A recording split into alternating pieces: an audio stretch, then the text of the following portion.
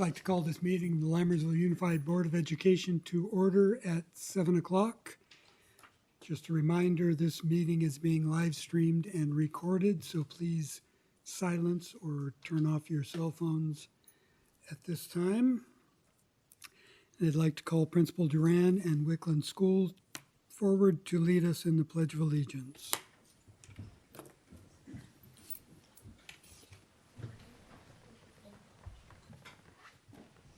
Salute pledge.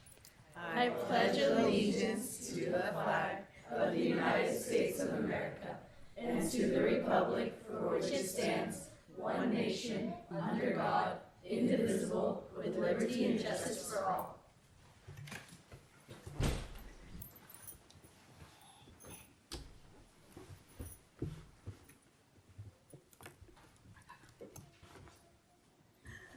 Dr. Nicholas, Board, thank you for having us this evening. I have some of my ASB students who really make Wickland a very special place to share some of the highlights that we've had in the past couple months.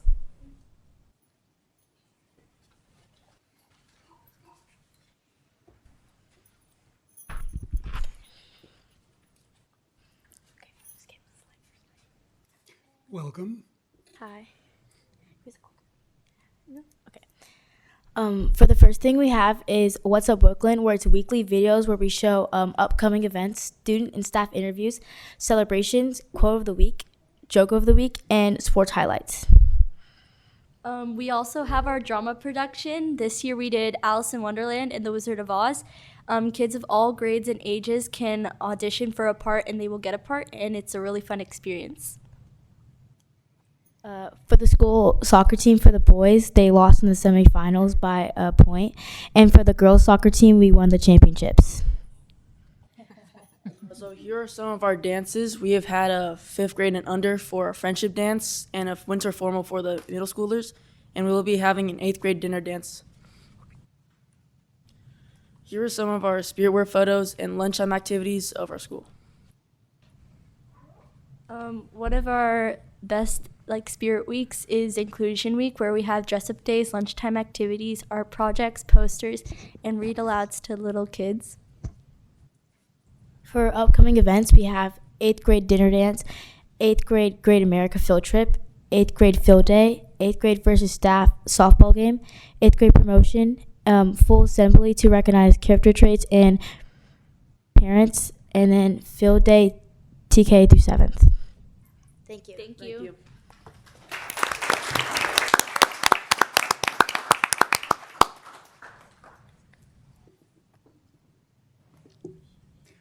Thank you very much.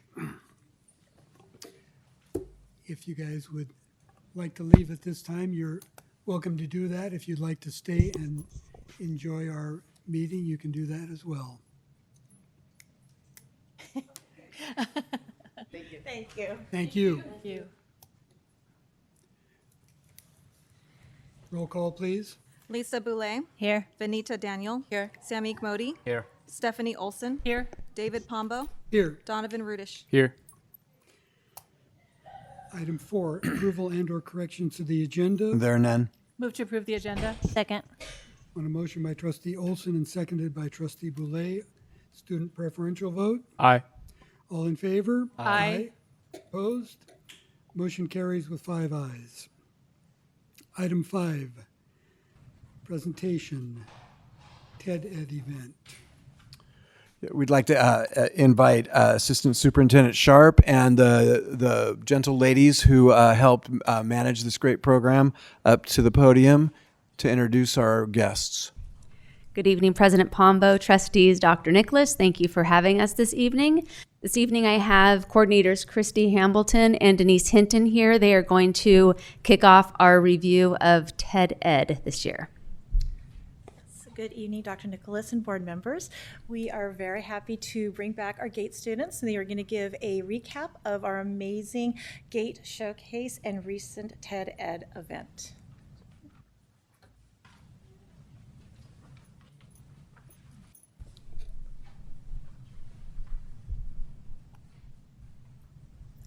Good evening, LUSD board members. My name is Shamik Raj, and I'm an 8th grader for Hanson. Thank you for having us here tonight. We are extremely excited to share a recap of the wonderful experience we've had in the GATE TED-Ed program.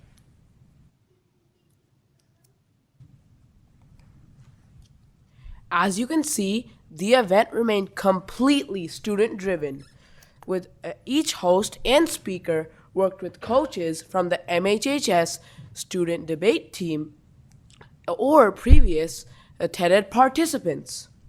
The sound, lighting, and recording for the event were all handled by the MHHS student media team.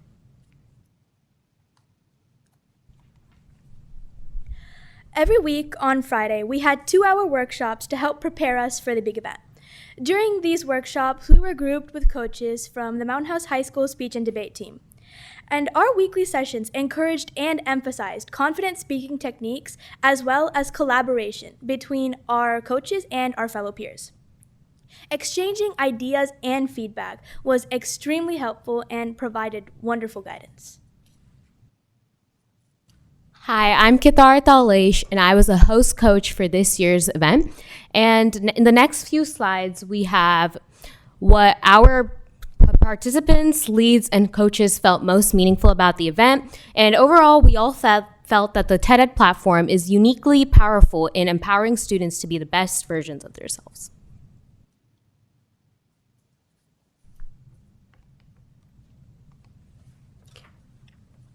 Now, we finally get to the part of the big event, and I would like to proudly say that the 2026 TED event this year was a great success.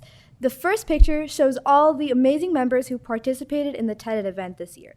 The second shows all the coaches. The third shows Mrs. Hamilton and Dr. Troy Brown, and the fourth shows this year's wonderful hosts. On the next slide, we see the speakers of this year's event, who shared their ideas in a way that really got through to the audience. It also shows some of the hosts, who had the entire event running smoothly without any problems. Adding on to Anvita, I can proudly say the same for the GATE Showcase.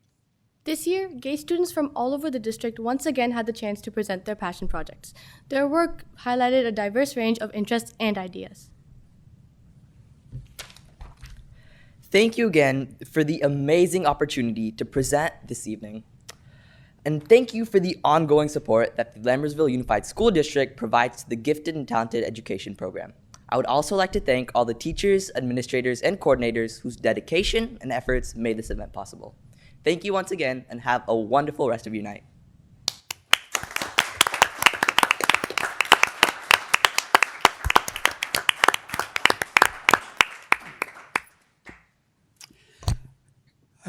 I would just like to say how in awe I am of the speaking talent that you guys exhibit.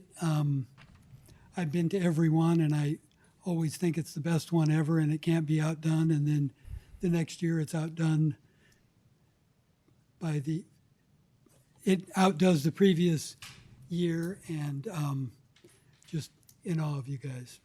I just want to say the same thing. And every year there's some TED Talks that actually teach me something I think rather important and relevant to my life that I implement into my life. And so that is something that I love about it. And I love that your confidence out there sharing ideas that are very important and can impact the rest of the world. And I have a question about those talks. I believe they were recorded, and I would love to rewatch some of them. And so I don't know how we get access to that recording, but that would be amazing because it was phenomenal. And same with the passion projects, just outstanding.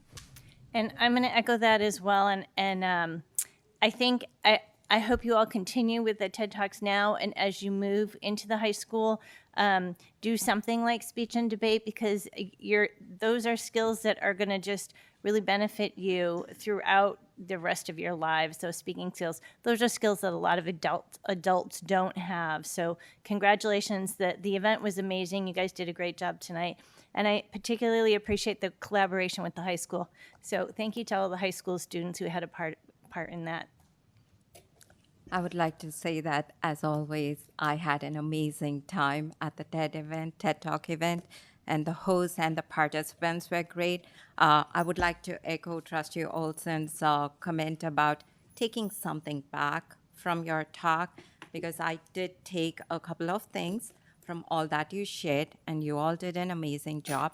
I would like to also give a shout out to the talks where you incorporated your culture and the Indian languages, and you spoke that with amazing clarity. So kudos to all of those who did, made an attempt to do that. And just sharing your culture, sharing our culture was amazing. Thank you. I'm going to echo Trustee Olson's request for the video because I unfortunately was sick, I think, the evening of the showcase and the speeches, so I would love to be able to see that. I attended last year, which was great, and I'm really sad that I wasn't able to attend this year. One of the things I just wanted to comment on, I started a count during President Pombo's, when he made some comments, and even I think the last board meeting, my kids actually said to me, you say too much. They literally said that when I got home and I was listening. And as you guys all spoke tonight, there were zero ums or uhs or any of those non-words. So you guys do such a good job with your presentation and your delivery. And I'll leave you with this, as you get older into, through high school and then to college and corporate world, one of the things that's changed a lot is when people give presentations, they used to stand up in front of a room and give a presentation on their talk or their topics. And that art has faded a lot because of COVID and hybrid, and everyone now does presentations from their desk. So I want to encourage you guys to not let that just slip by the wayside. It's a very differentiating skill to have because not everyone will be doing that because they will be much more in tune with presenting from their desk or in front of their computer and not actually in front and having done all the practice that you guys did. So I think you guys did really well. It'll serve you a lot longer in your life. Just wanted to echo, I think, what the entire board has been saying. I think your guys' speaking skills are genuinely so insane. I'm so surprised you guys are middle schoolers. I know I see high schoolers that want to have that level of confidence and energy when they speak. The hand motions you guys do, the way your tone changes, that's really, really good to have, especially as a middle schooler. I was so blown away by that. I also didn't get the opportunity to see the TED Talks, but I can just tell from the way you guys speak that they were all incredible. And just each of the activities you guys did, the workshops, the reflections, the GATE projects, it's all so comprehensive and holistic, and it's so amazing. So I just was awed by you guys. Good stuff. Thank you. Thank you. Thank you. We will have the video. Thank you so much.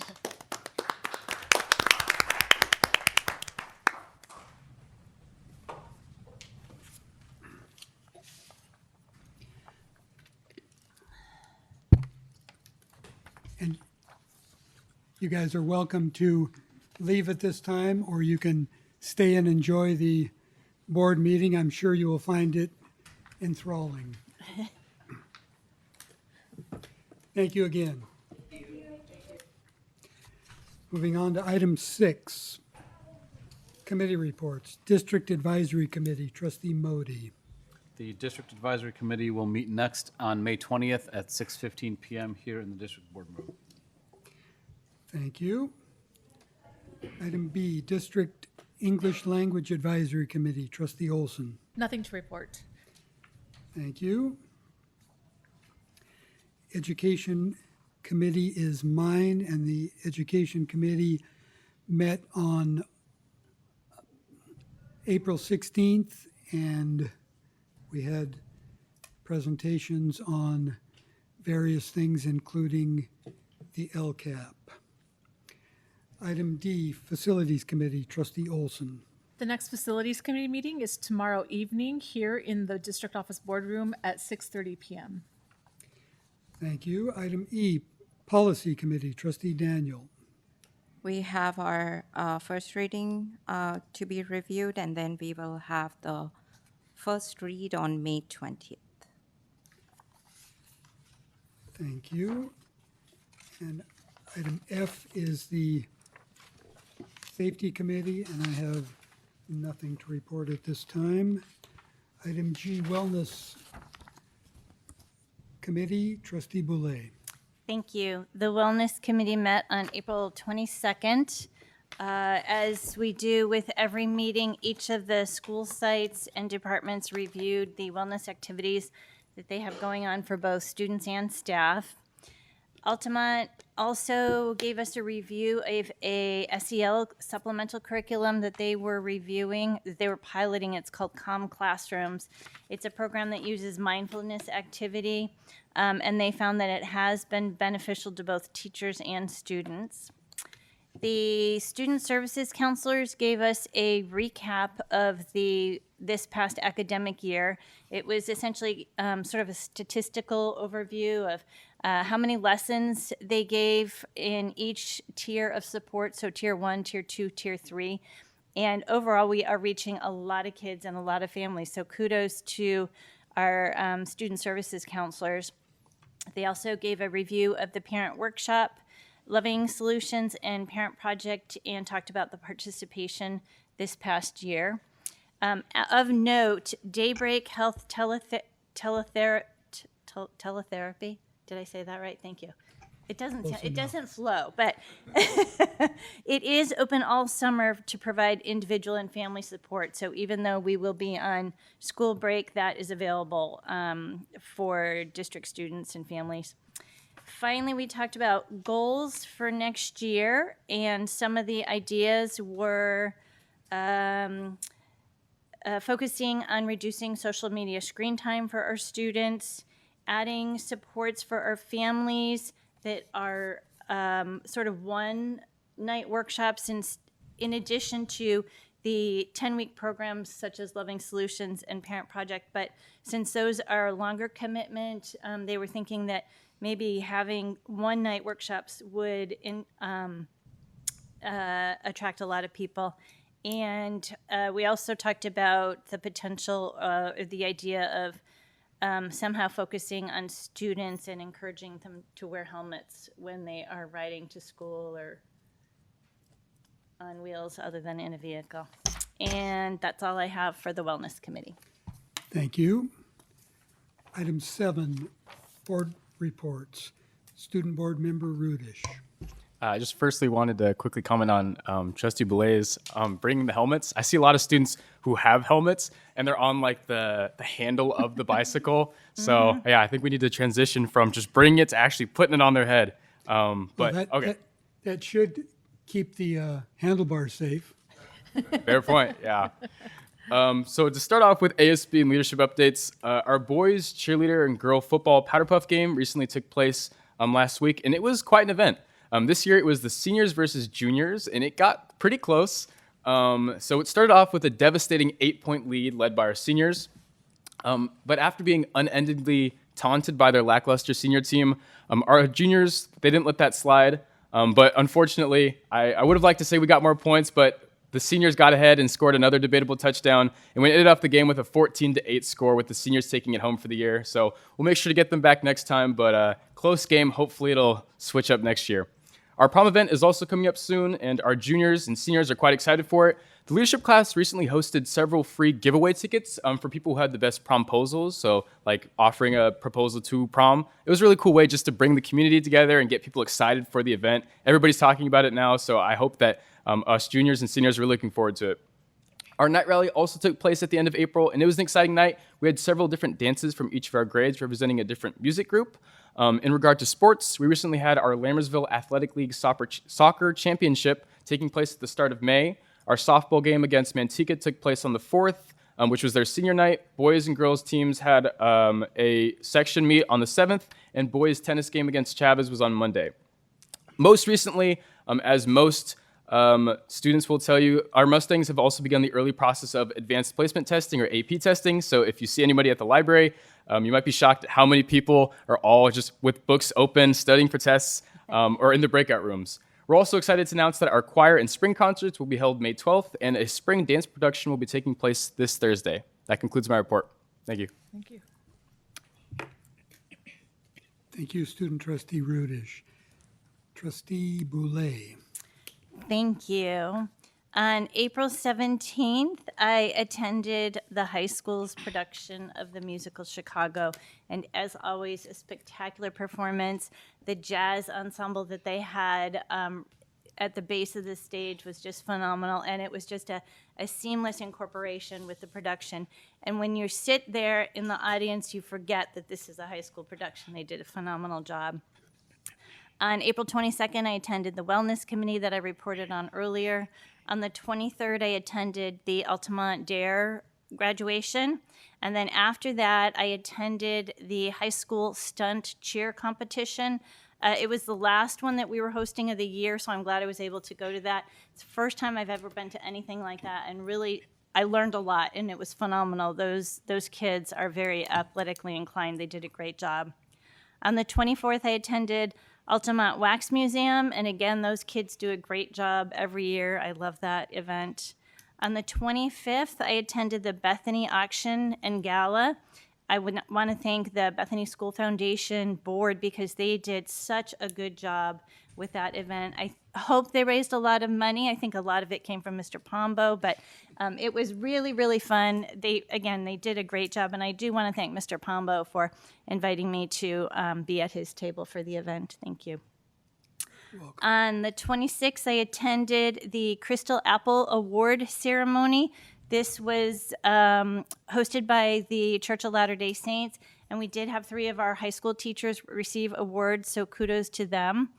On the 29th, I attended the San Joaquin County Office of Education State of Education, and that was a great event to see what's going on throughout the county. And I'd like to thank our staff who had a booth that really highlighted our music program. Some of our high school strings players were there, and they got a great sight because as soon as you walk in, that's who you see. So it was congratulations. Thank you, Mr. Faubert and everybody who had a hand in that. Dr. Faubert, excuse me. And Monday, I attended the Senior Awards Night at the high school. A lot of amazing talent we have at our high school. And yesterday, I attended the boys' tennis match. This was part of the championship series. They were successful and are moving to the semifinals tomorrow, so I wish them luck. And that is the end of my report. Thank you. Trustee Boulay. Trustee Olson. Thank you, President Pombo. And I just want to start my report with a disclaimer that it's been a long time since we've had a board meeting, and I've been to a lot of activities, so I could speak volumes about all of them. So the lack of speaking about them is in no way a reflection of the amazingness that it was. Like, they were all amazing. And I, listening to the GATE kids tonight present, I kind of think, well, someday maybe they'll find a way to make it so that I can clone myself to be both places or to multiple activities. But I do appreciate that we have a board of 5 individuals here who all are very invested in attending activities when they can, and that comes with day jobs that we all have as well. So I'm just grateful that we're all of one mind in that sense of supporting students. And I'll start by saying that on April 10th, I sat on the interview panel for the Director of Instructional Services, and I know that later on we might be congratulating that person, so I will not take that thunder away. On April 11th, I attended the Lammersville auction, and that was a wonderful event. Thank you, President Pombo, for inviting us to sit at your table. April 12th through 15th, I attended Coast to Coast, sponsored by CSBA and AXA in Washington, D.C., where we met with our congressional leaders from California and advocated for 4 key critical areas in education. The main one, in my mind, being full funding for the IDEA, which could actually really help school districts in decisions and planning. We, on April 17th, 18th, 19th, 23rd and 25th, yes, that's times 5, I attended Chicago the Musical. And I echo Trustee Boulay's comments that it was so amazing to see the pit orchestra there full of student musicians. Years ago, when Trustee Modi and I were the first members of the Citizens Bond Oversight Committee, and we toured the theater, and they pointed out that there would be a pit orchestra, that was the vision, and I had that in my head, that that's what we were going to see students doing. And it added so much to the show. It was phenomenal. We have such talented student dancers, vocalists, and now musicians to add to that, and it really just added that extra dimension to the program. On April 24th, I attended the Wax Museum at Altamont, and they also had the 4th grade Gold Rush event, which was outside, and so we got to see both. And some of my favorite events ever are the wax museums at our school sites. And that evening, I attended the Bethany School Foundation Gala auction. It was really well done, and I'm so grateful that I was able to attend and see the hard work that that parent group is doing to raise funds for their school. And this is not in chronological order either, sorry about that. On April 20th, I attended the Lammersville Dare graduation. On April 22nd, I attended the Cuesta Choir Band and Orchestra concert, and phenomenal work being done by our music department, and students did amazing. On April 23rd, I attended the Altamont Dare graduation, and on April 30th, I attended the Hanson Dare graduation, which was Officer Ab's last one as he's retiring. He announced that at that graduation, and I just wanted to publicly thank him from the dais for all his years of helping students through the DARE program. I have 5 children, and they all had him for DARE. He's been around for a long time. On May 4th, I attended the Senior Awards Night, and as Trustee Boulay said, it was wonderful to see the students getting those awards. On April 29th, I attended the State of Education, to echo again what Trustee Boulay said, great job on the presentation of our students playing right there at the beginning of the entrance and of the table that Lammersville got, prime real estate. On that same evening, I reported to the City Council in my role as clerk about the updates of the school district. On April 17th, I attended the Cuesta Carnival, another phenomenal event put on by the parents. And on April 27th, I attended the school, the VAPA boosters meeting for music at the high school, and I just wanted to conclude my report with 2 things. Today I reached out to Governor Newsom in my capacity as a board member and requested that he please not mess with the Prop 98 funding, that we should get every penny that we're entitled to, and that's very critical. And since it's Teacher Appreciation Week, I just wanted to say I'm very grateful for all the teachers and staff in our district and everything they do for our students. And that concludes my report. Thank you, Trustee Olson. Trustee Modi. Thank you. I did not write down all the dates, so I attended a living wax museum, a multicultural night, the senior award ceremony, middle school soccer championship. That was actually very exciting. More exciting than I thought a middle school soccer match would be. Also, thank you to President Pombo for hosting me for the Bethany Gala. I echo previous comments in regards to some of these events, including that one. I think Trustee Boulay had mentioned in her committee report around the Wellness Committee and the desire for helmets. I went to the city's hosted a bike rodeo last weekend or the weekend before next, and I think one of the recreational coordinators had suggested partnering with the school district and or their willingness to partner with the school district on an event or to try to encourage our students to wear helmets consistently and not on their handlebars. And so I think that it's great to see the willingness from the city to encourage our staff to work with theirs. This Saturday, I will go to the culinary arts dinner at the high school. So I'm not sure who else is going with that. I'm really looking forward to that. My kids play, restaurant at home, and so they're going to be able to come and see other kids do restaurant type things. And then I also have a Master's in Governance Finance course, part 1 in the last month. And, I want to spend a little bit of time on that only because this one was actually very, very interesting to me, and I think educational on school funding and where all the funding comes from. And to hear the other district members talk about challenges that their boards face and their districts are facing, which are very different from any challenges that we have.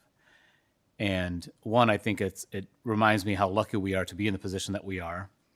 But 2, to recognize that may not last forever.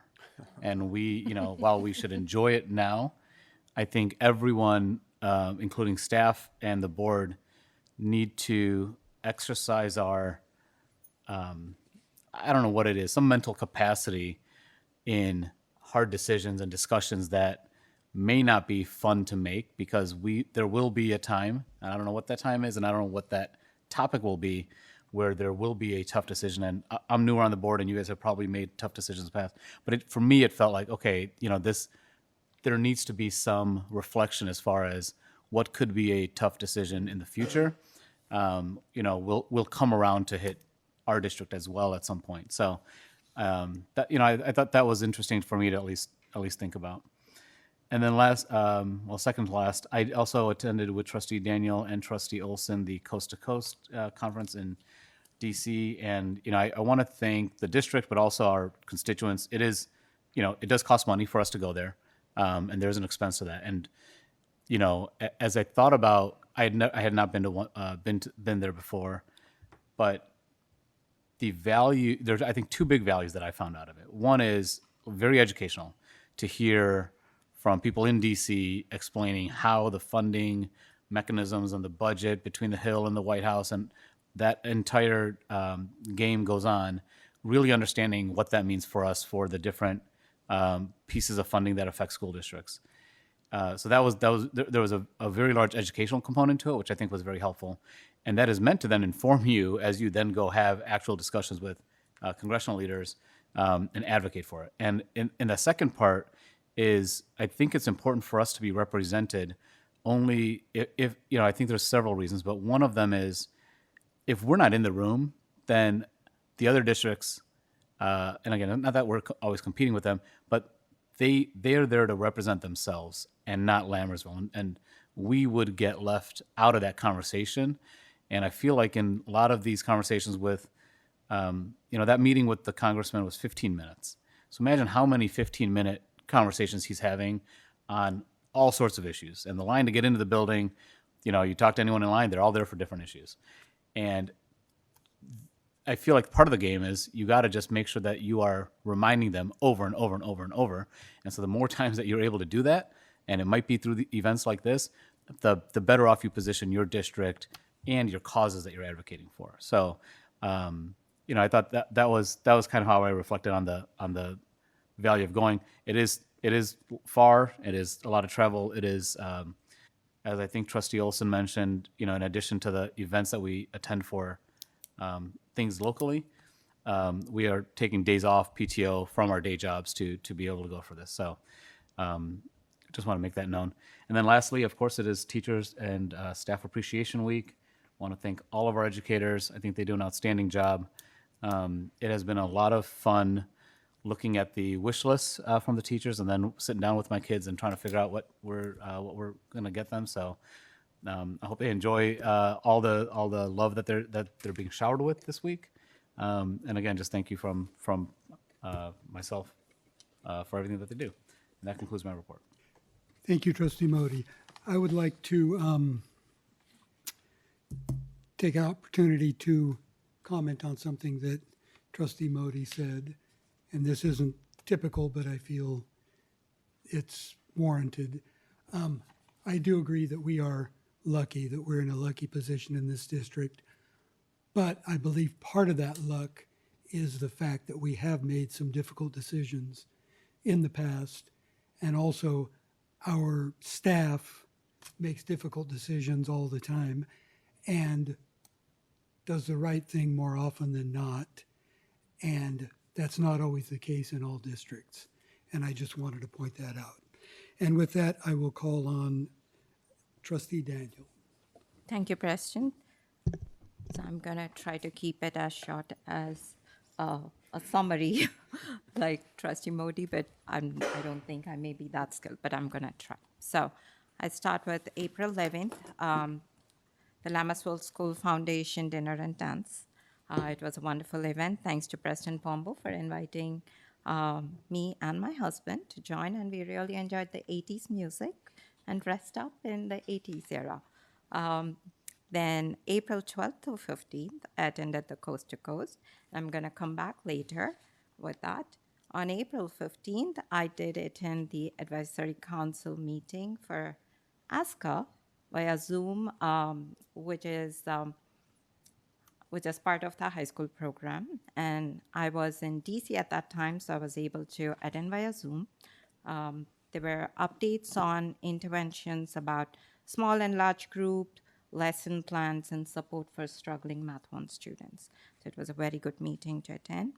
On April 24th, along with other board members, I attended the Altamont's third grade wax museum. I always look forward to that. Next year, I look forward to attending the event at all the other schools, including Altamont. On April 25th, I was privileged to be one of the judge at the spelling bee event that was organized by Aqua Nexus. It was very exciting to watch the kids spell the words, and a lot of our students, Montana students, and our high school volunteers did an amazing job with the event organizing and making it a great event. That weekend, I had the opportunity to watch our high school musical, Chicago, with my friend who is a mom of our Montana's High School Drama Club alumni. So since both of us had kids who were part of the drama club, it was very special to us. We thoroughly enjoyed the live jazz ensemble, and this is the second time that they are putting on a live music along with the drama, so it was just amazing. So quite recently, I had watched the Broadway show, which was Chicago 2, so it was very fresh in my memory, and I felt like I was seeing both versions, but with all due respect to the Broadway show performance, to my eyes, I felt that our students perform outstandingly well. So I thoroughly enjoyed it. I got a chance to share my compliments with Ms. Hornbecker, so great job to everyone who were part of it. On April 29th, I attended the second SJCOE Education for All event, District Expo. Our music department was showcased, as mentioned, and it was really nice to see all the other programs, to learn about all the other programs from the other school districts, and to just network with them. Assistant Superintendent Sharp and I got a chance to relax a bit at the wellness booth. It was very calming before we went to the presentation. And a big thank you to SJCOE for organizing the event where we got to learn about all the programs. So it was filled with positive energy overall. April 30th, I attended the DARE graduation at Hanson Elementary.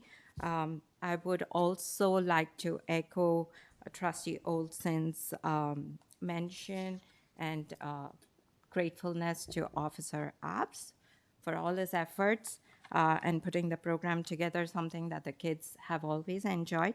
My most favorite part is when I raise my hand and take an oath saying that I will be there for them when they need a person to talk to.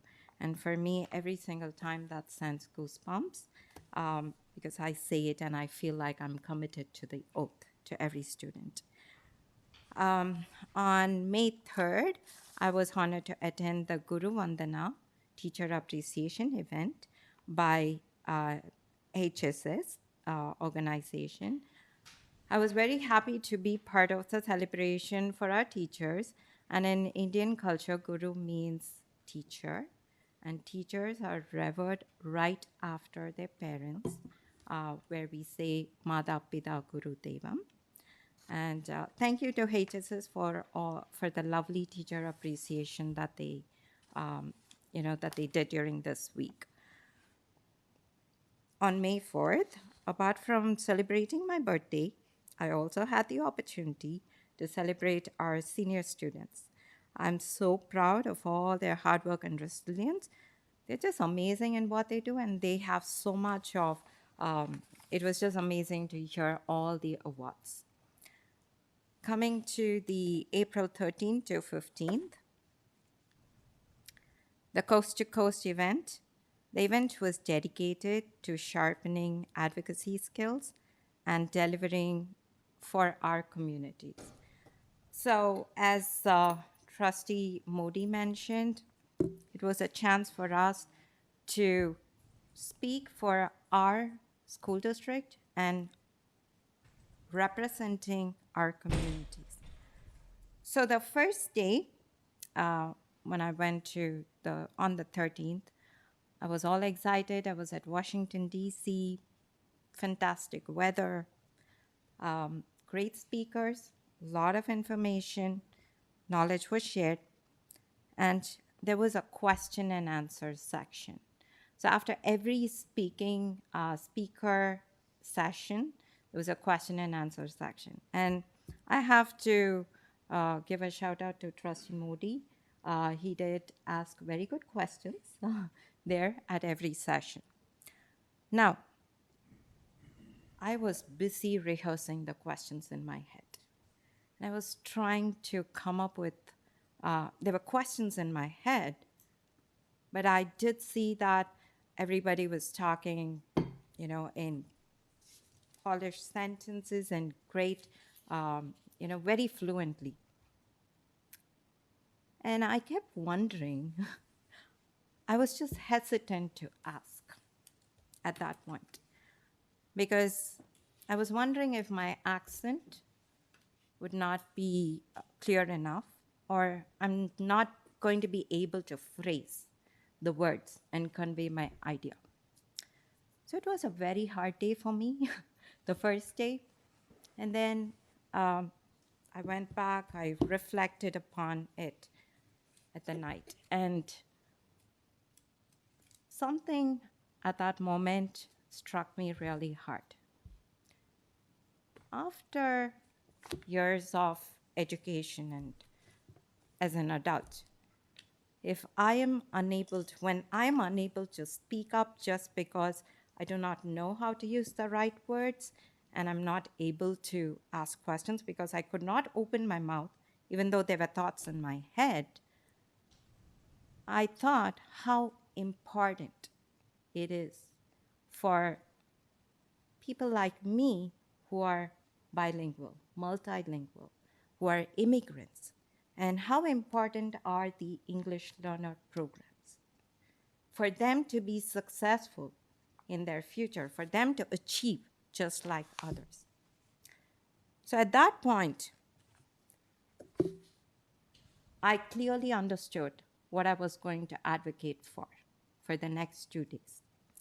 So the next day, I called Dr. Nicholas, and he was kind enough to give me the details about, I collected data, I started preparing for my advocacy, for what I'm going to advocate for. And I got the information that Title III immigrant funding is $0 for our district. We get no federal dollars from Title III immigrant. And we get a small amount of fund for English learners from Title III. Now, students who are immigrants, we have about 20.7%, and who we get no funding for. And out of the 20.7%, we have 3.7% who are called newcomers. The meaning for newcomers, meaning they've not been attending US school for more than 3 years. And that became my advocacy point because I strongly understand how it feels. And I do not want any of our students, English learners, to be in the situation that I was. So I prepared. So the next 2 days was preparation for me. I prepared my advocacy speech. I'm thankful to Kit from our CSBA delegate who heard me prepare, talked to me about it, and the 15 minutes that Trustee Modi was talking about, that was my talking point. I felt that I had to be the voice to share with them, to share with Congressman Harder that we are receiving no federal funds. And he was kind enough, his staffer was kind enough to make a note of it.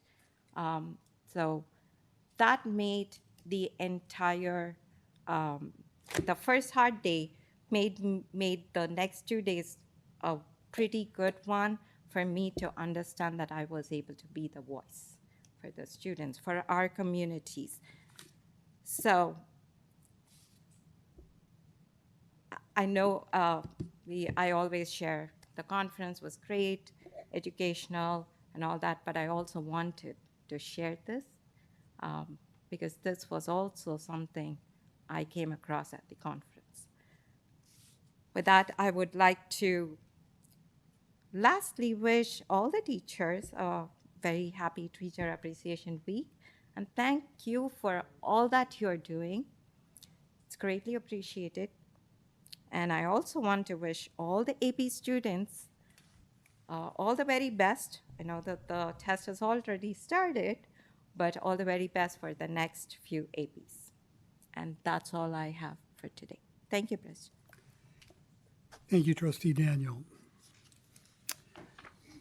On April 11th, I attended the Lammersville School Foundation auction along with the superintendent, the executive assistant, and most of my fellow board members. On April 14th, I attended the Costa Dare graduation. On the 16th, I attended the Education Committee. On the 17th, the Mountain House High School performance of the play Chicago. On the 18th, I participated in a program called the Young Legislators Program in an event hosted by Assemblywoman Rhodesia Ransom, where I sat on a panel and answered questions that high school students, many of them our high school students from Mountain House High School, asked about myself and of Assemblywoman Ransom, how we make decisions and how those decisions affect students and how students can be involved in that decision making. And I felt like it was a very productive session, and I really enjoyed the questions that the students had. I hope they enjoyed my answers. On April 20th, I attended the Lammersville Elementary Dare graduation. On the 21st, I attended the Lammersville School Foundation meeting where we had a wrap-up of the auction, how it went, and I believe the auction profited about $11,000 for the foundation, all of which will be plowed back into the elementary school at Lammersville for things that the students need, including field trips and art programs and the like. On April 23rd, I attended the regional delegates meeting and then the Altamont Dare graduation in the evening.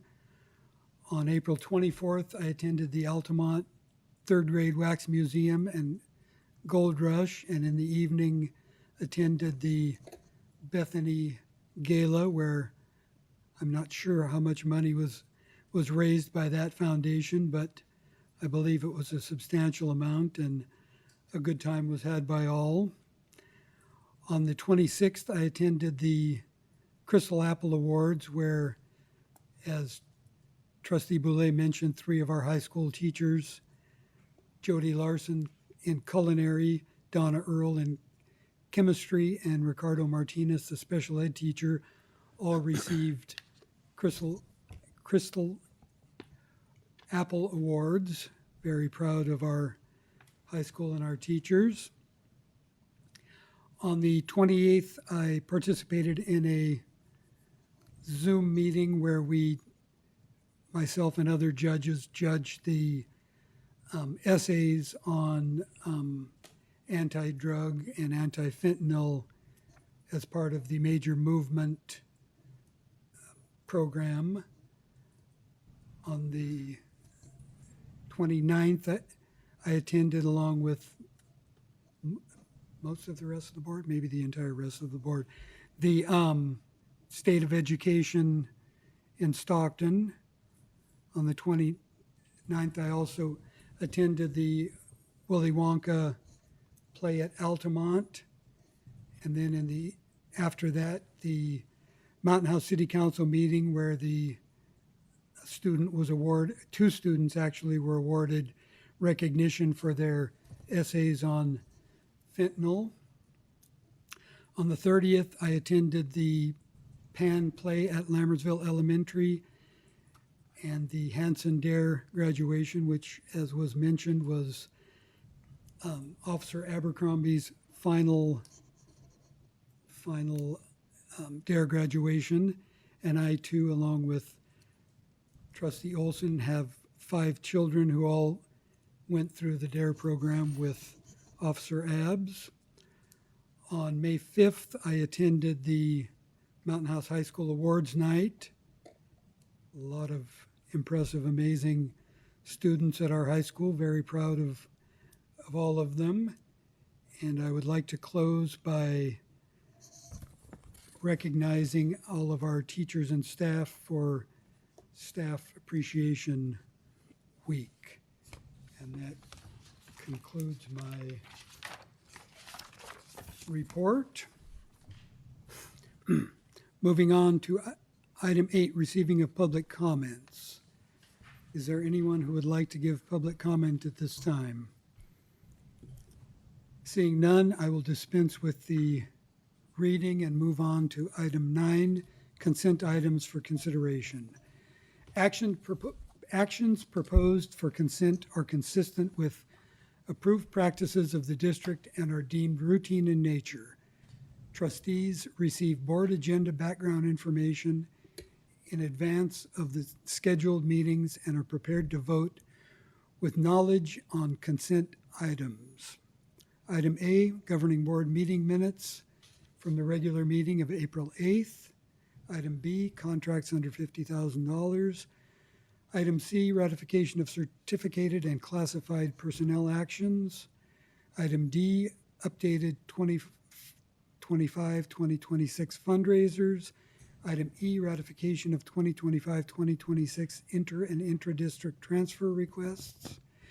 Item F, ratification of 2026-2027 inter and intra-district transfer requests.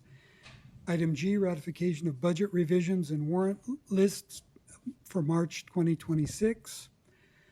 Item H, ratification of school-sponsored overnight trips. Item I, declaration of surplus materials, kitchen equipment from Bethany Elementary School and technology e-waste.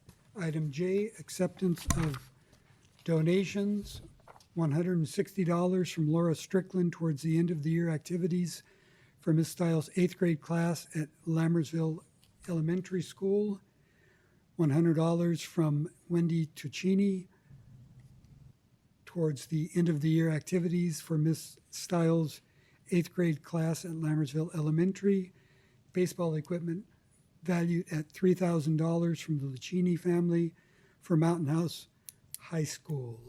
Would any board member like to pull or further discuss any item in the consent items? Move to approve consent items. Second, I do have a question. Okay. And this is on contracts under 50,000. It's more of, I'm just curious. We have 3 items under Leo program.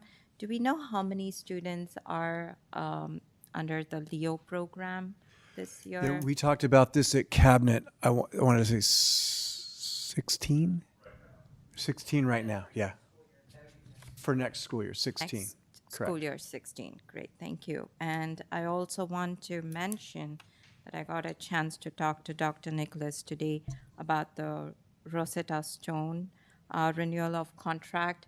And I was just curious because it was an English learner funding. So I did get to hear that we do get small amounts of funding, just as I mentioned, and it's coming from Title III EL funds, which is already small amounts. So I would like to continue advocating for that, but thank you for allocating funds for the English learners. Thank you. On a motion by Trustee Boulay and seconded by Trustee Daniel, student preferential vote. Aye. All in favor? Aye. Opposed? Motion carries. Item 10, excuse me. Madam Clerk, will you do the honors? Yes, we would like to welcome the following hires for the 25-26 school year.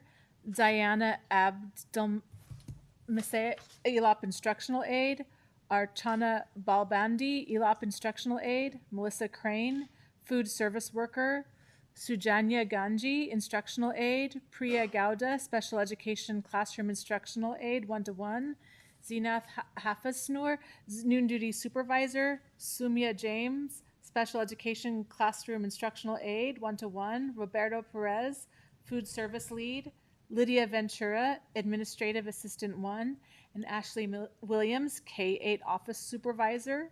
And for the 26-27 school year, Samantha Garduno, School Secretary 1, Marcy Goins, K-8 Vice Principal, and Brian Shum, Director of Instructional Services. Welcome to the Lammersville family. And at this time, I would like to put new Director Shum on the spot and have him come forward and say a few words.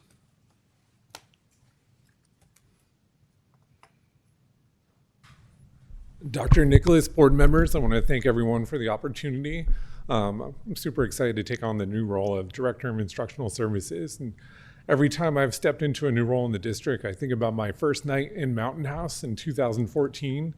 I moved here in the middle of July as part of the team that opened up the high school with Ben, and moved across country. And that first night, I had a 4-month-old and an 8-year-old, and we slept on the floor of the house that night because the furniture wasn't there yet. And the next morning, we woke up, my wife went to get coffee, and I thought she'd be back within like 10 or 15 minutes. So she came back an hour later, the coffee was cold, and I was thinking, did I make a mistake? But ever since then, like, I've been reassured, like, this hasn't been a mistake, like, it was one of the best decisions of my life. So I'm excited to take on the position.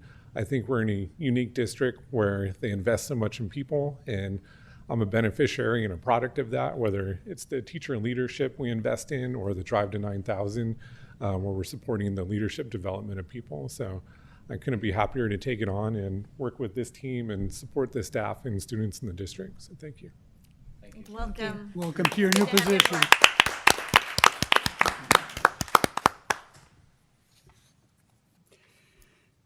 Now I'll move on to item 10, District Administrative Report, Superintendent's Report. Yes, I have a few items, and all of them are exciting things to celebrate. I was informed yesterday that the Core Collaborative, which is a nationwide company who brought to us and helped us develop our Impact Teams program, are featuring in their newsletter our CTE department from the high school. So this is a little bit about what it would look like in the periodical, but just some key highlights. The Mountain House High School CTE department is doing truly impressive cutting-edge work, uniting around shared inquiry. CTE teachers have crafted peer assessment routines where students lead rich, discipline-specific conversations, reference criteria, and offer one another precise, improvement-focused feedback. This poster that's going in highlights an exciting rise in student engagement and ownership as reflected in strong peer assessment data and more sophisticated student discourse. So we want to thank the high school for their hard work, Core Collaborative, our leadership team, the leadership at the high school, and it's nice to get recognized out there in the world beyond our typical educational thing. Secondly, we have our second interim report, and I can proudly announce for the umpteenth time that we're able to pay our bills this year and the 2 out years. I want to thank Assistant Superintendent Grijalva and Director Kaiser and their team for their excellent work. This is a especially challenging year when you're opening up a new school because there's lots of things that have to be purchased, and they've done an exceptional job as always. I did want to talk just briefly. There's a slight irritant coming from the state, and I wanted to suggest that possibly we have our delegate representative with CSBA who's on our board, our President Pombo, maybe bring it up in a discussion and his group. There is a sanction to this CASP test that's associated with student participation with the goal of having 95% student participation rate. And I think everybody wants every kid to participate, and that's great. The purpose of it is to say to school districts who might do something untoward, like low achieving kids somehow don't take the test, special ed kids don't take the test, low income kids don't take the test, and it forces them to reconcile anything untoward they might be thinking of doing. But there are other districts that do everything right and want their students to participate, and go to such lengths that at our high school, we had a number of self-select out non-participants for this year's CASP.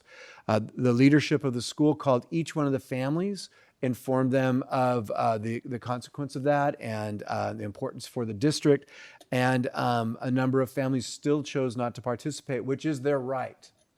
The issue I bring forward is if you're below the 95% threshold, you're disqualified from distinguished school recognition and things like that. And from my perspective, though the regulation and intent is correct, if a district does everything possible and the power rests in the hands of a family or a parent who just chooses not to participate, I think that misses the mark. So I wanted to throw that out there as a concept. We can talk about it at a later time, but I just wanted you to think about that. That stuck in my craw a little bit the last couple of days. I find it hard to believe that the state would do anything without thinking of the possible ramifications of their actions. Can I ask, if you know off the top of your head, and I don't want to put you on the spot, do we have any schools that, and is it schools that reach below that 95% threshold or districts as a whole? I'm going to not know the answer to it. It's Okay. it's the school, yeah. School, and do we have any that? I don't believe any K-8 schools have that problem. There's a trend that's associated with anti-establishment, which is prevalent on polls within our society who are choosing not to participate. And it seemed to pick up some steam in the last few years, post-COVID influence. But it seems to me that if we've got administration calling families and the families choose to opt out, that's their choice and we tip our hat to them. We shouldn't have to face any consequence. So more to come on that. I just wanted to bring that to the board's attention. I will certainly bring that to the attention of CSBA and see if we can perhaps get waivers for families who insist that they don't want their kids to take the test. Yeah, I like that. And can I just ask who was making that decision? Is that coming from the CDE or is it coming from a legislator? I believe it's the CDE, is that correct? Or is that a legislative law? We'll blame it on the CDE until proven otherwise. Okay. Are you saying that our high school is at risk of the 95% level? The number of students participating from 11th grade on this year's CAS was below 95% participation. Therefore, no matter how hard we tried, a 1 year will pass where we're not eligible for a distinguished school recognition. And okay, that's fine. They're also discussing at the high school other ways to inspire participation. We had already put the results on transcripts and other things that have worked in the past, but it looks like we need to add more incentives to that. And so that we will be doing so next year. But for this one particular year, we missed the mark. We did what we were supposed to do to get people to participate, and there's a possible ding. And the only other question I have is, I'm just curious as to incentives. Given that I guess it's a family's right to opt out, does incentives are permissible as long as I'm assuming they don't affect When I some say sort of- incentives, that might mean there might be a consequence, or by not participating, there could be something that they would miss and or that they would want that they wouldn't get. Like prom. I don't know if we go that far. That wouldn't go over very well. That would be one of those I'm tough being decisions facetious. that Yeah. we would learn Yeah. fast. That would be one of those specific eye roll, I think. There will be no fun. But so more to come on that. I just wanted to bring it to the board's attention because it stuck in my craw, and we have access to some lobbying through CSBA. All right, the next. Oh, go ahead. Dr. Yes, ma'am. Nicholas, hi. So did we see that only this year, or did we also observe the decline last year? I don't believe that we've had it below 95% until this year. And so it's something new to us, and we're adjusting. But I am proud to say that the administration at the high school did every effort they possibly could. Yep, thank you. All right. If I could have a student trustee Ruddish stand up, please. I got some good news today. We are proud to recognize Donovan Ruddish, who was recently awarded the Castle State Scholarship at the state meeting in February, and has also been elected to serve as Castle President next school year. It's an astounding honor and a reflection of Donovan's leadership, character, commitment to student voice, and what I will add is an affable and energetic disposition. So congratulations.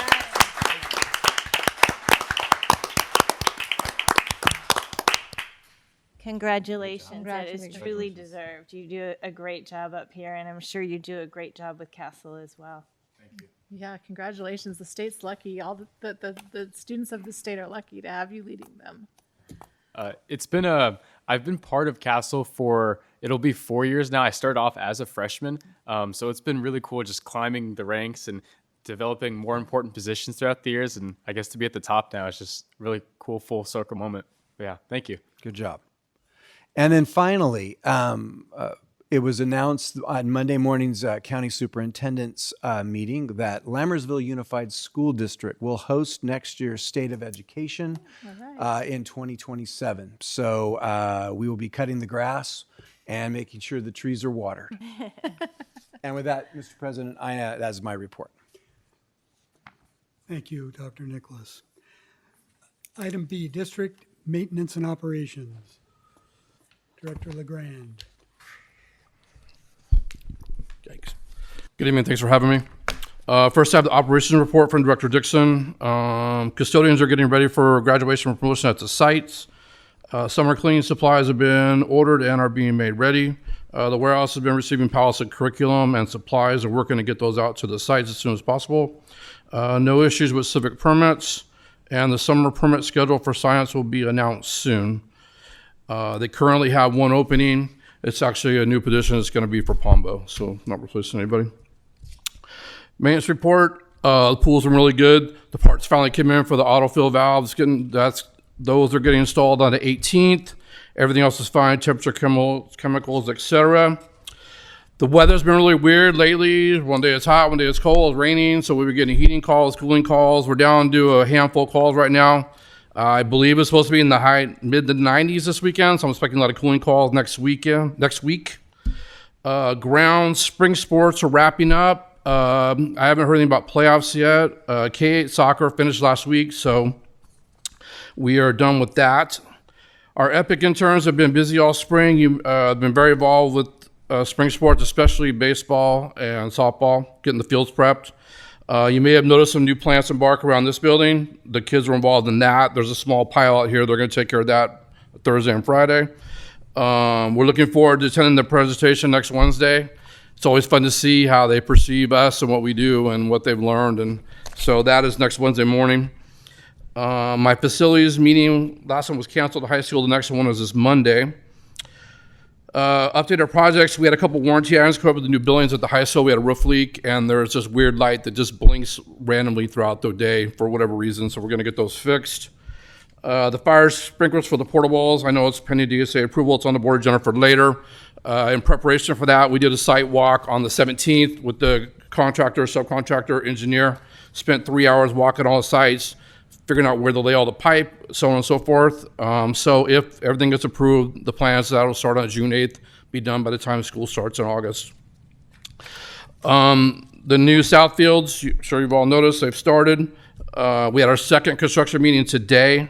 They're forming the slab for the field house now. That concrete will be poured next week, and about 7 days after that, they'll start framing the walls. Irrigation installation has started. The lateral lines, most of those are in. They're going to start on the main line here. That'll be the next thing to do, probably end of this week or first part of next week. Palmville Elementary, we had our bi-weekly construction meeting this morning. Just to give you a heads up where we are with everything. Site work, they're working on the DG path that goes around the perimeter of the field. A building, which is admin, they're dropping ceiling tiles right now. Once they get that done, they'll start putting the carpet in. The B building, which is the multi, they're going to put the epoxy on the kitchen floor on Monday, and about 2 weeks after that, the kitchen equipment will start arriving. C1, which is the classroom wing directly to the left of the office, they're dropping ceiling tiles on that building starting on Monday. That'll take about 2 weeks, and carpet will be installed after that. C2, the one directly behind it, they're going to roll right into that on the 25th of May and start dropping ceiling tiles. 2 weeks after that, carpet will be installed. C3, which is in the back left corner of the campus, they're installing sheetrock starting on Monday. They plan on painting on the 18th, starting the 18th. C4 was in the back right corner of the campus. They're still doing mechanical, electrical, plumbing, roughing right now. They got about 2 weeks left on that. Last Thursday, myself, Thor, and Irene met with the furniture company, kind of talk logistics, and furniture is going to start arriving on Monday, July 13th. We plan to start in the admin building and kind of work our way out from there depending on what's ready. So the Cuesta Montessori, last time I was up here, I talked about a new sidewalk. That sidewalk was completed over spring break. It's done, looks great. The flooring replacement started Monday. They finished the first 2 wings this afternoon, so they have 2 more to do. They'll probably finish Monday, Tuesday, and then we'll reinstall the toilet, so we should be done middle of next week with that project. The Casa field, we originally planned to do that May and June. Thor and I talked with the weather and so forth. We moved it up. It was done during spring break. All the reseeding, the rehab, the cricket part of the field. There's some temporary fence around it. We're going to leave it up there for a while, till June, July. We'll take it down before school starts, probably a couple weeks before, and mow it so it looks good when school starts. The new playground equipment at Wickland, it ships out Friday. It's coming from Oregon, so it shouldn't take too long to get here. It should be here middle to late next week. And we plan on installing that right away in June. That'll be our first project. The raised crosswalk at Lammersville, the county completed their work over spring break. They came the following week and did the striping. Once they were done, district staff took the striping from the basically short little fence in the front through the parking lot to the gate. We just basically mirrored what they did, and it looks really good. It looks like it's always been there. It looks great. I'm really happy with how it turned out. The scoreboard at Lammersville, that was installed over spring break. That project is done. The field at Lammersville, still looking to do that work this summer. Not really sure what we're gonna do with the backstop. The plan Thor and I talked about is to relocate the backstop to the northwest corner, kind of opposite where it is now. So I'm not sure how we're gonna do that. I heard rumors that there are some massive footings, old school style, on that backstop, so we'll see what happens. I don't know if I can get it out without tearing it apart, so we'll see what we're gonna do. The playground at Altamont, I finally got a price for put the turf over the pouring place, similar to what we did at Bethany a couple years ago.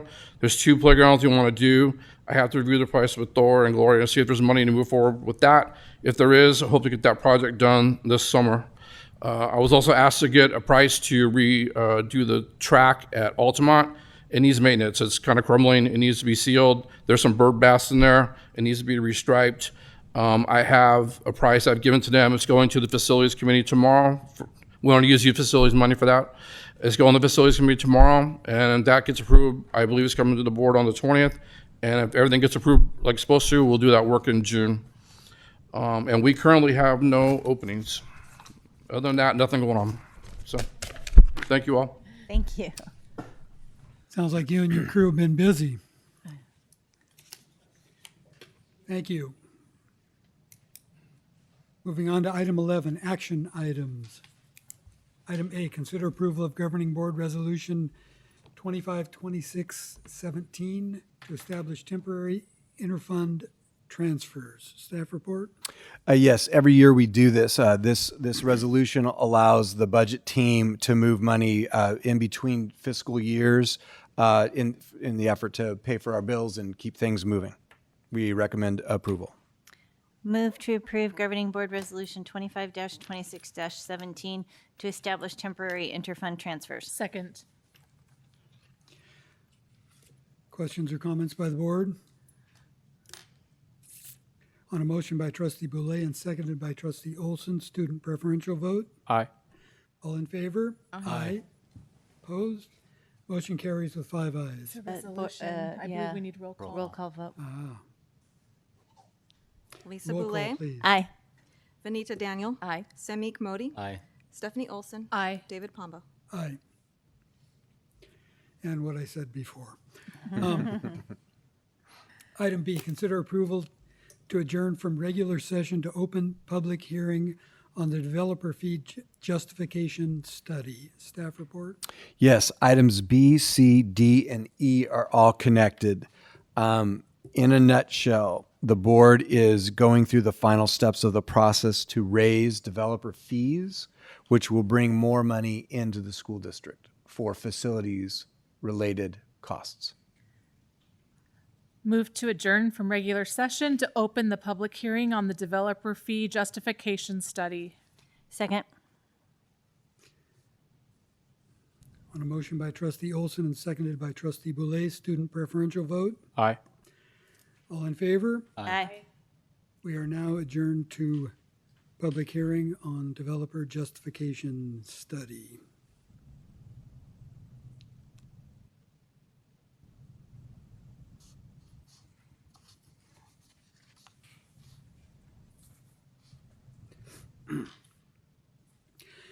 Item C, consider approval to close public hearing and return to regular session.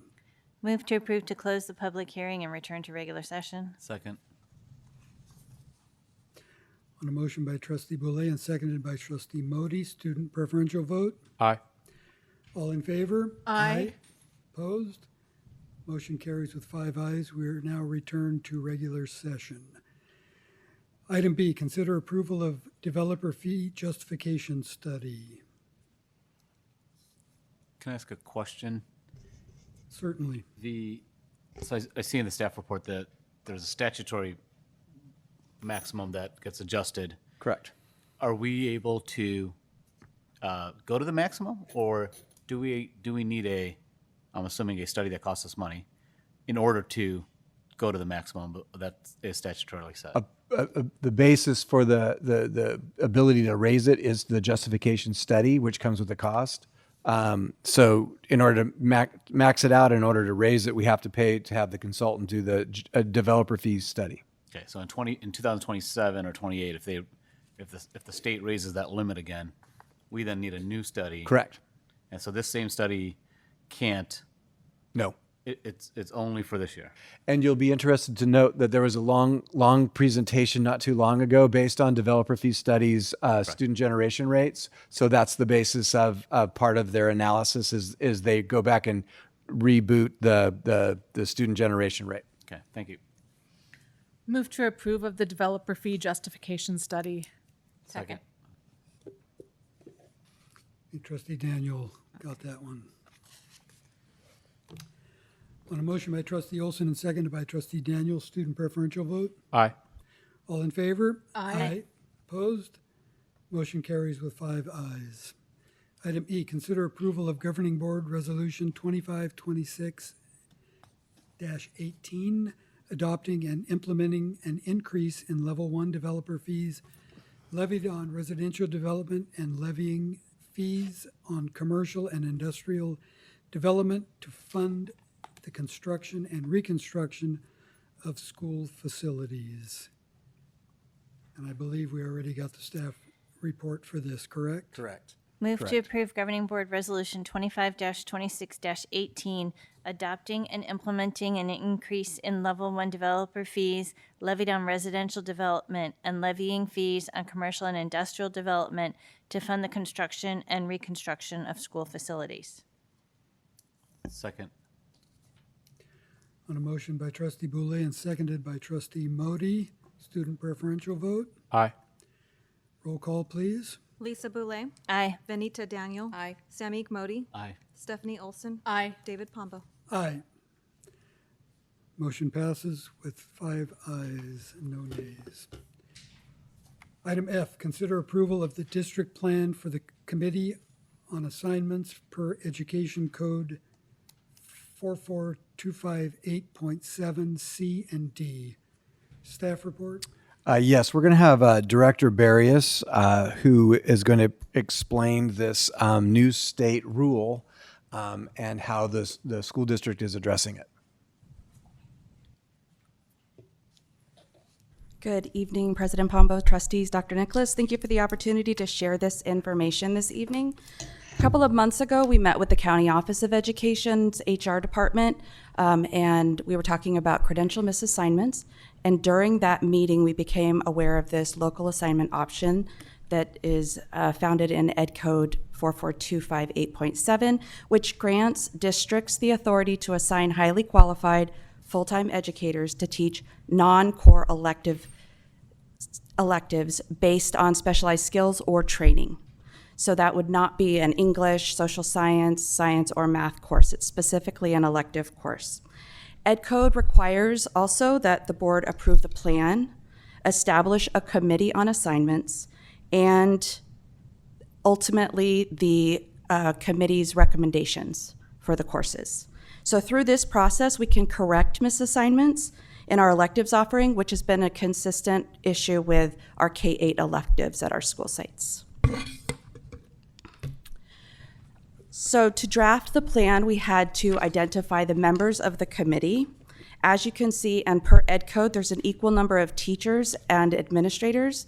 LTA identified the teachers on the committee, and the administrators were selected by the administrators.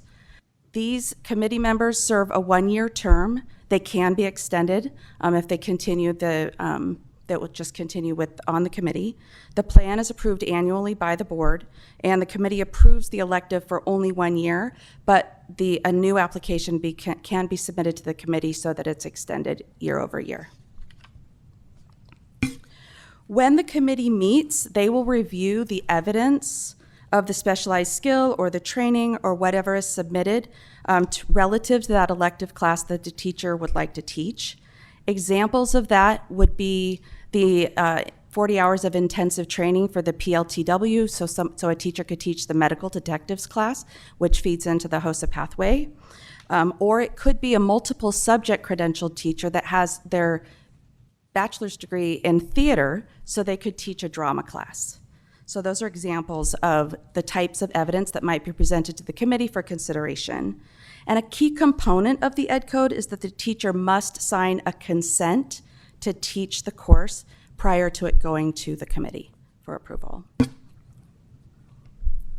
So the operational path from proposal to the classroom starts with that elective proposal. Then the committee evaluates the teacher qualifications in the committee on assignments. Once they have made their recommendations, that comes to the board for approval. HR will verify their credential, make sure that we're collecting the consent form and documenting the history of all of the approvals, and then the teacher is able to enter the classroom and teach the elective class.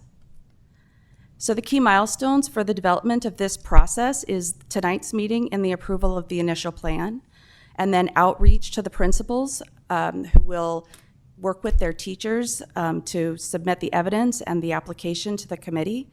And then June, likely, we would bring back to the board those recommendations from the committee for the local assignment options for the approvals for the next year.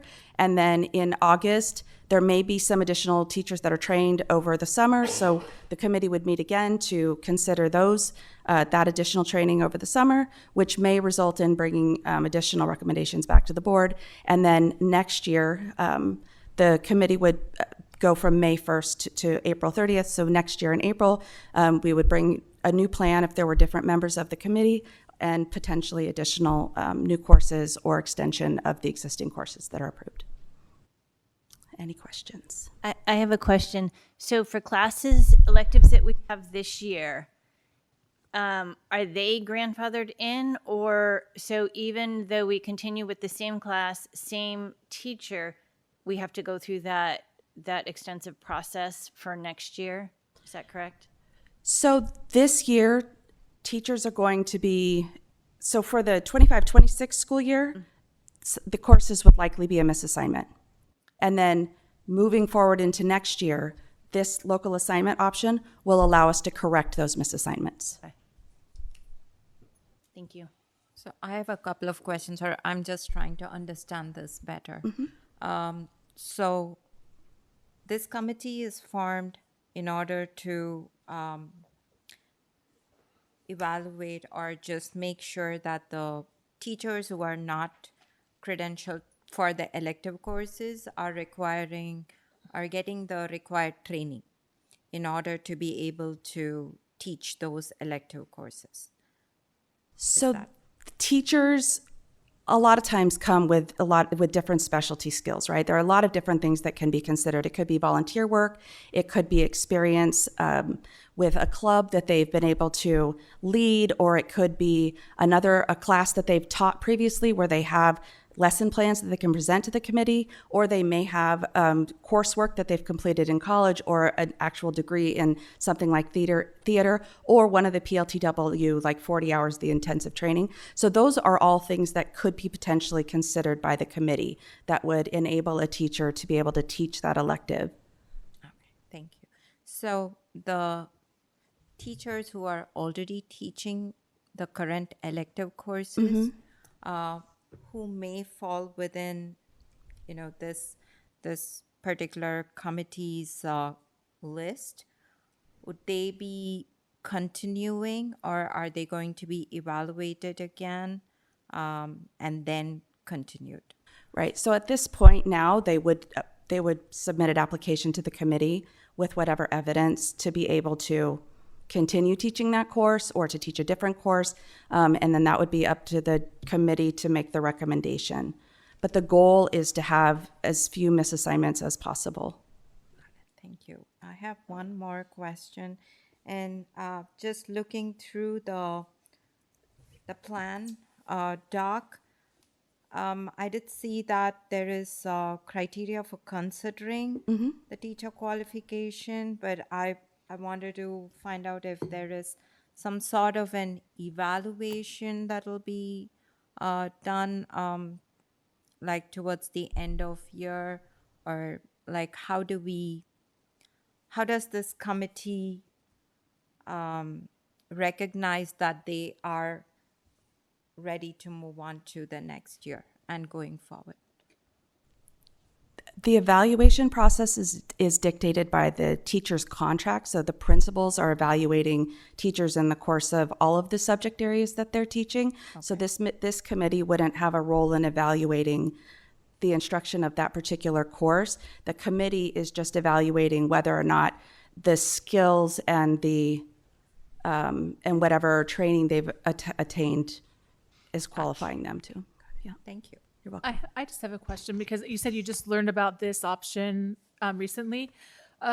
How does this benefit or help the district? I mean, I know it does, but how does it make things a lot easier? Does it make It does. In December of 2025, the State Board of Education there was a recommendation by an auditor to begin giving sanctions to school districts for having going above a threshold for misassignments. And this effort will keep us below that threshold so that nobody has to endure the sanctions. Yeah, that's great. I mean, it seems great. And just one other question was that I think I read in the packet that the teachers must be selected by all of the teachers. Is that something that is selected through LTA, or what is the process for selecting? So for the selection of the committee members, I reached out to the LTA president, Nick Lanier, and asked him to reach out to his membership, and the 4 teachers that stepped forward to volunteer were selected by LTA to be part of the committee. All right. Thank you. You're welcome. Can I ask when I first read this in the packet, I understood it completely differently than what I understand now. So I understood it originally as community members who have experience in a niche place could step forward, but that's not it. This is, you need to be a credential existing teacher. Correct. Okay, can I ask you, what is defined as a misassignment? A misassignment would be a teacher who's teaching, that has a multiple subject credential, that is teaching a class that requires a single subject credential. Or it could be a teacher with a single subject English that's teaching a PLTW class that requires a science credential. Okay. So any one of those are examples. And what is there? So I'm trying to figure out the reasoning behind this whole thing. Are they closing a loophole? Like, was that permissible? And I know we a lot of times approve like temporary resolutions that allow us to do. What is this closing a loophole, or what they perceive to be a loophole that districts were using to staff electives? I'm not sure what the impetus behind, like the original impetus behind the ed code is. I know that in teacher shortages and in recognizing that certain school districts, like K-8 schools, where you have to offer electives, but it doesn't always perfectly align to what the teacher is teaching, that it gives an opportunity for districts to recognize specialized skills and specialized training to allow teachers to teach those courses without having a misassignment. And then another, to add on, historically, going back to the end of No Child Left Behind and transition to Common Core, when they created this highly qualified teacher mandate, they used to have something where you could build a house, it was called, and they had to meet, I think it was whatever, how many letters in the word house. And then, so they've always provided an ability for people to kind of fill the gap. So they recognize it even back in the old system. In this case, I think it allows them to meet a political target, which is all teachers will be highly qualified. And they set a standard that was impossible to meet in the current conditions. And this is an out to help them check a box and help us build our bureaucracy to do what we were doing before in a different way, but to get the same result. Asking. That's what I was getting at is I feel like we've probably made good decisions on our assignments, right? And so I don't think you'd probably take a random person and put them to teach science because they felt like teaching science that year. And it sounds like I'm fully aligned to what you've presented, but it sounds like this is an additional bureaucracy that is added that basically we will continue to do what we've likely done, but now there's a bunch of hoops that need to be jumped through in order to continue to do what we've done in the past. And so, as Trustee Olson, you said that way better than I had that in my head. Trustee Olson's premise of the benefit, I chuckle a little bit because I'm like, I'm trying to figure out where the benefit is, and maybe we don't get audited, but it seems like this is a bureaucracy. Okay, we don't get sanctioned. I think you're starting to understand the government. Yes. So the last question I have is, are these stipend positions for serving on this committee or anything like that? No. They're not. Okay, thank you. I have one last question. So if I was an elective teacher who's currently teaching and we are going to approve this, so should I be worried if, I will be able to teach next year? Like, what would we say to the elective teachers who are currently So at the high school level, everybody's got a single subject to teach the elective that they're teaching. This is in the K-8 schools where we don't have dedicated electives teachers, with the exception of our art and our music teachers, right? So it's not going to displace any of our current teachers. Thank you. Mm-hmm. And just so you know, the sanction that was discussed was the 6 of us would have to go to a training on fully credentialed teachers. Correct. Oh. That's the benefit. That was the benefit. It's torture for us. Training is the benefit. Yes. Well, then, thank you. Yes, thank you. I will entertain a motion. Move to approve the district plan for the Committee on Assignments per Ed Code 44258.7 C and D. Second. On a motion by Trustee Boulay and seconded by Trustee Olson, student preferential vote. Aye. All in favor? Aye. Opposed? Motion carries with 5 ayes. Item G, consider approval of 2026-2027 Governing Board Meeting Calendar. Staff report. Yes, at this time every year we bring forward the board meeting calendar for board approval. We recommend approval.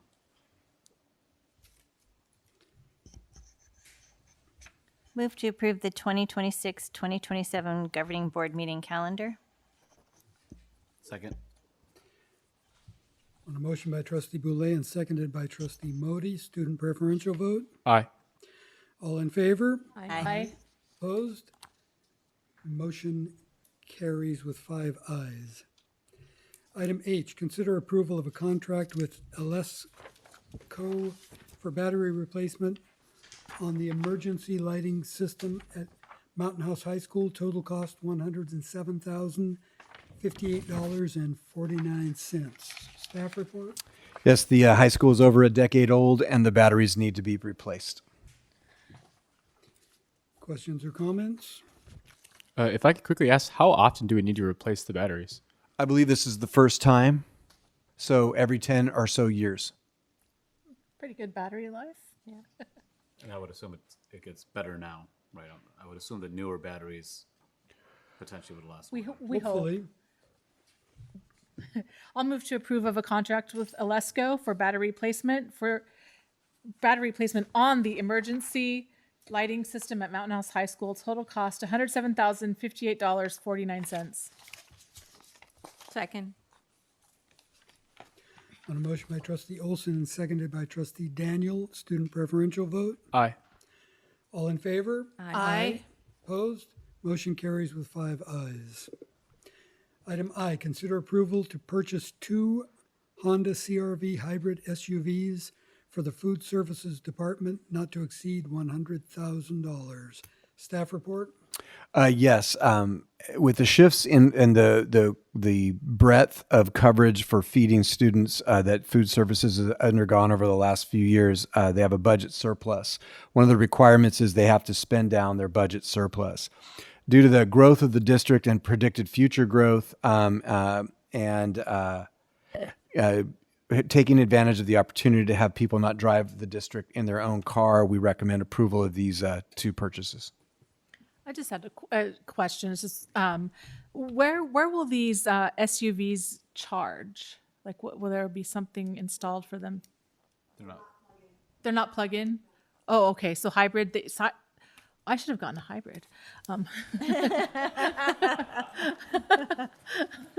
Never too late.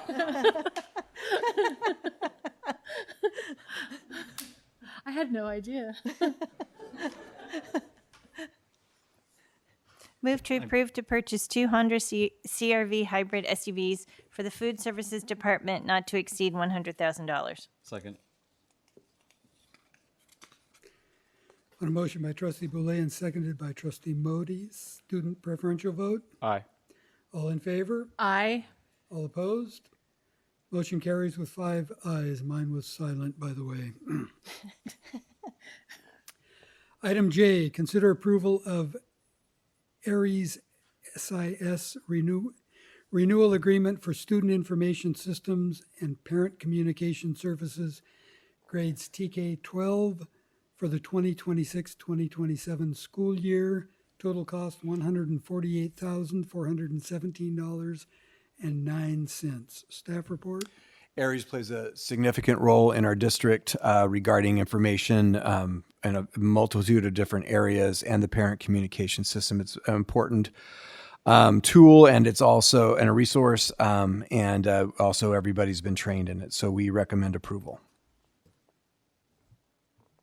I will comment 2 things. One is I was surprised at the number of families that are not using the Parent Square app and only using what I'm assuming is a one-way text messaging feature, which was, I think, 65% or something like that. So I was shocked. I thought more parents would engage with their teachers and so forth.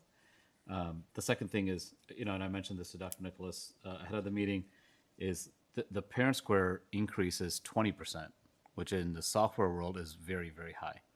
And software is, and all of them are trying to do this.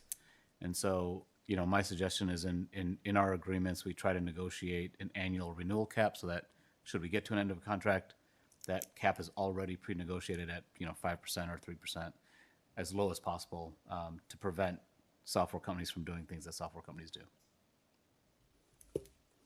And with that, I will move to approve the Aries Student Information System renewal agreement for Student Information System and Parent Communication Services, grades TK through 12 for the 26-27 school year. Total cost of $148,417.09. Second. A motion by trustee Daniel and seconded by trustee Modi and seconded by trustee Daniel. Student preferential vote. Aye. All in favor? Aye. Opposed? Motion carries with 5 ayes. Item K, consider approval of renewal agreement with CDW Government for the 2026-2027 school year. Total cost $119,397. Go Guardian licenses $77,598. Beacon Core $38,799. Adobe Creative Cloud licenses, $3,000. Staff report? Yes, so Go Guardian assists with staff's oversight of the class use of the Chromebooks and appropriate use of the Chromebooks. Beacon Core is a security tool that tracks mental health. If there's anything that might be a mental health, it red flags potential mental health concerns. And Adobe Creative Cloud helps support the digital arts for students and staff. They're all bundled into this agreement, which is why it's on here. Recommend approval. Just a comment, I attended a safety symposium last year with some of our staff and was impressed with how the Beacon Core system works, how it looks for trigger words and couplings and linkings of words and all that stuff to identify potential problems. Any further questions or comments by the board? I believe it's not just problematic in terms of disruptive, but also for students' safety and self-harm and those types of words as well. So it's not just a punitive-ish type. No, type thing. I think it's primarily for the safety and well-being of students is what what they're looking out for. I mean, we discussed this in detail at the wellness committee as well last year, and I don't know if they did this year because I'm not on that committee anymore. But I think that's what the main focus is and the main intent. And with that, I'll move to approve of renewal agreement with CDW Government for the 2026-27 school year. Total cost $119,397 for the Go Guardian license, Beacon Core, and Adobe Creative Cloud licenses. Second. On a motion by trustee Olson and seconded by trustee Boulay, student preferential vote? Aye. All in favor? Aye. Opposed? Motion carries with 5 ayes. Item L, consider approval of school plan for student achievement, SIPSA for Lammersville Elementary School. Staff report? Yes, that's our Title I school. This is a regulation for Title I schools. Recommend approval. Move to approve the school plan for student achievement for Lammersville Elementary School. Second. On a motion by trustee Boulay and seconded by trustee Modi, student preferential vote? Aye. All in favor? Aye. Opposed? Motion carries with 5 ayes. Item M, consider approval of new adoption with Cengage for U.S. History in grade 11 for the 2026-2027 school year. Total cost, $15,500. Staff report? Yes, this is a new adoption that went through the process. Recommend approval. Can I? Sorry, one question. Do you know what was the impetus to review the curriculum? Is it just every X years we do it, or was there something happening with the current curriculum? I'd have to defer to Assistant Superintendent Sharp on that one. It's more curiosity. I'm not questioning this specific curriculum. So the high school incorporates a lot of units based on rigorous curriculum design, so RCD units. This particular grade level recognized that their unit didn't offer supports and scaffolds for their 20%, so their English learners and their struggling students. So they went outside of what they currently had to see if they could find something better, and this did. They felt that this curriculum serviced their 20%. That is awesome. Yeah. Thank you. So move to approve the new adoption with Cengage for U.S. History in grade 11 for 2026-2027 school year. Total $15,510. Second. On a motion by trustee Daniel and seconded by trustee Boulay, student preferential vote? Aye. All in favor? Aye. Opposed? Motion carries with 5 ayes. Item N, consider approval of the 2026-2027 Special Education Transportation Plan. Staff report? You'll be shocked to hear that this is based on a shift in the state regulation. The funding used to work differently, that the special education transportation monies would go to SJCOE. Now they're going directly to the district. Therefore, because it goes directly to the district, we have to approve a plan. And this is it. So we, with enthusiasm, recommend approval of the plan. So just to clarify, it's something that we've already been doing. It's just in writing. The funding is just coming to us directly. Correct. Is that correct? And then it goes back to the county partially. Okay. Move to approve the 26-27 Special Education Transportation Plan. Second. And a motion by trustee Modi and seconded by trustee Olson. Student trustee preferential vote. Aye. All in favor? Aye. Opposed? Motion carries with 5 ayes. Item O, consider approval of, we're running out of letters here. Item O, consider approval of facilities lease agreement amendment and site lease for Mountain House High School portables, fire sprinkler upgrade, general construction contract with Roeblen Contracting, Inc., $536,200, pending DSA approval. Staff report? Yes, we originally leased 8 portables at the high school temporarily and we received DSA approval. But after 3 years, you have to meet a new set of regulations regarding water sprinklers. The board last spring gave staff direction to purchase those portables. So this approval will allow us to do that work, and the portables will be up to grade for a permanent portable. Just a quick question. So that means that the portables they're going to stay regardless? No. Oh. And thank you for asking that question and giving me the opportunity to say this loudly. We hoped that 3 years would be enough. The 7-period day is why we brought them in. And as the high school grows, the amount of class space also grows that it needs. So for right now, we're going to keep them there. When I said permanent, I didn't mean permanently placed at the high school. Our intention is they will ultimately end up at Lammersville to replace older portables there. But in the meantime, they're going to stay at the high school. That was a great question. Yeah. Mr. President, I should say now. And the sprinkler systems will be permanently placed in the portables, so wherever they go, the sprinkler systems will follow. That is correct. The stuff outside won't, but so there'll be a cost, but that's the ultimate plan.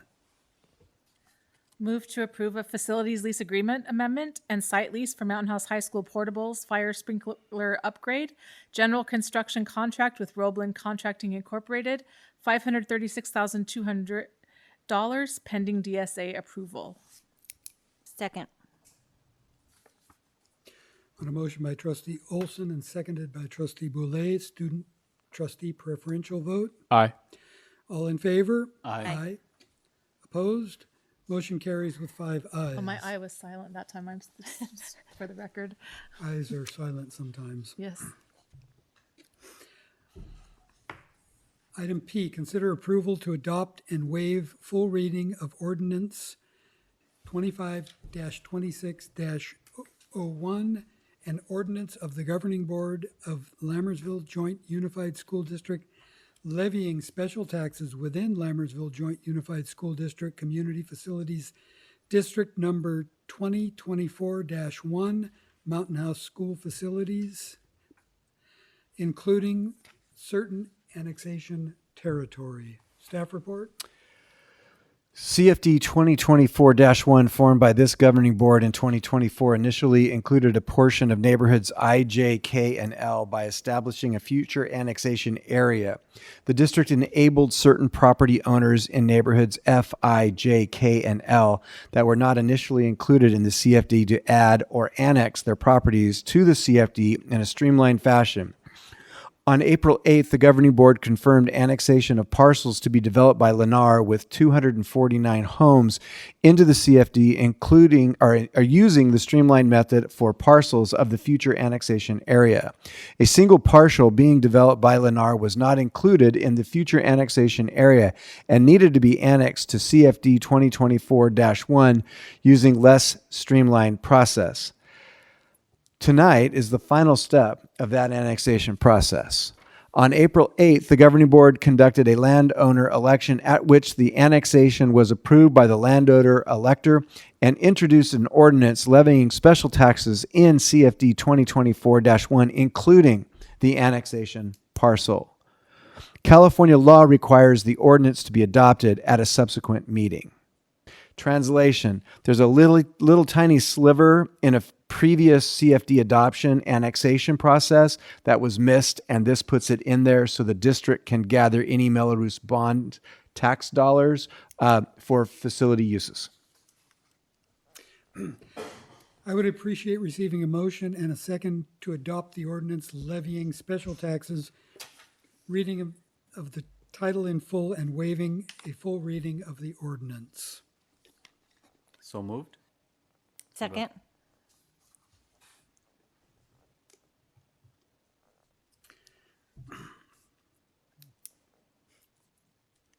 And an ordinance of the governing board of the Lammersville. The governing board waives full reading and considers adoption of the following ordinance. An ordinance of the governing board of the Lammersville Joint Unified School District levying special taxes within Lammersville Joint Unified School District Community Facilities District number 2024-1, Mountain House School Facilities, including certain annexation territory. On a motion by Trustee Modi and seconded by Trustee Boulay. Student preferential vote. Aye. Roll call vote, please. Lisa Boulay. Aye. Benita Daniel. Aye. Samik Modi. Aye. Stephanie Olson. Aye. David Pombo. Aye. Motion passes with 5 ayes, no nays. And that script went better than the last one, thank goodness. Item 12, information and discussion items. First reading of the 2026-2027 Lammersville Unified School District Safe Schools Plan and School Site Safety Plans. Staff report. This is our annual process for board review. This is the first reading. At the next board meeting, we'll do a second reading and approval. Questions or comments by the board? I just appreciate the work. I sit on the safety committee with Trustee Pombo. Even before I was a board member, I remember there was a time when I was participating in that committee as a parent, and that committee has done a really great job over the years of creating something wonderful that really adds. Each year they add something that's relevant and improves things. They're a great model for the state to look at for how to do things. But I just want to appreciate the work that they do to make sure they cover all the bases when it comes to school safety. Staff does a really good job with safety in this district, I'm proud to say. Moving on to item B, first reading of the 2026-2027 Lammersville Unified School District Wellness Plan. Staff report. Same as the previous one. Thank you, and I have the same comment on that one as well. I do too. And as a nurse who makes wellness is part of my career choice, I agree. Our wellness committee does a great job, and all the sites focusing on not just the students but the staff as well. So thank you to everyone who participates in that. I'd like to say that thank you to all the members of the Wellness Committee. I really enjoyed being part of the Wellness Committee, just learning all the different mental and physical wellness that are essential for our students. So thank you so much for all that you do. Moving on to item 13, calendar. Item A, Wednesday, May 20th, 2026, District Advisory Committee, DAC meeting, 6:15 here in the boardroom. Item B, Thursday, May 7th, 2026, Facilities Committee meeting at 6:30 here in the district boardroom. Item C, Wednesday, May 20th, the next regular governing board meeting at 7 o'clock here in the boardroom. Item 14, in a moment, we will be adjourning to closed session where we will discuss student discipline and other confidential matters, Education Code 48900 and 49060, and 20 U.S. Code Section 1232G, pupil personnel, Education Code 48918. Consider approval of student 24-25-03 readmission after expulsion. Public Employee Discipline Dismissal Release Complaint, Government Code 54957. Conference with real property negotiators concerning various APNs in the district. Agency negotiator, Superintendent Nicholas, negotiating parties, Mountain House Developers, Camilos, Trimark, Shea Homes, and under negotiation, price, terms, or both. Public employee appointment, employment evaluation, Superintendent, Government Code 54357.6. Do I hear a motion? Move to adjourn to closed session. Second. On a motion by Trustee Boulay and seconded by Trustee Olson, student preferential vote. Aye. All in favor? Aye. We are now adjourned to closed session. Thank everyone for being here this evening, and have a safe drive home.